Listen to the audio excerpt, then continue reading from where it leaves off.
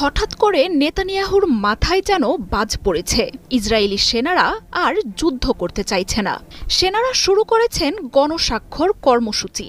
চারদিকে যখন প্রতিরোধ যোদ্ধারা ইসরায়েলকে ঘিরে ফেলছে, তখন সেনাদের এমন বিরোধিতায় চরম বিপদে কসাই নেতানিয়াহু। যুদ্ধ করতে না চাওয়া সেনাদের উগ্রপন্থী সহ নানা অভিযোগে দোষী সাব্যস্ত করছে প্রশাসন। বিশ্লেষকরা বলছেন, সেনারা যুদ্ধ করতে না চাওয়ায় ইসরায়েলেই শুরু হতে পারে গৃহযুদ্ধ। প্রায় 2 বছর ধরে ফিলিস্তিনের বিরুদ্ধে ইতিহাসের নৃশংসতম হত্যাযজ্ঞ শুরু করেছে ইসরায়েল। তবে এই যুদ্ধে ফিলিস্তিনের সমর্থনে যোগ দিয়েছেন ইসলামী প্রতিরোধ যোদ্ধারা। প্রথম দফায় গাজায় হামলা শুরুর পর লেবাননের সাথেও যুদ্ধে জড়ায় নেতানিয়াহুর দেশটি। ব্যাপক ক্ষয়ক্ষতির সেই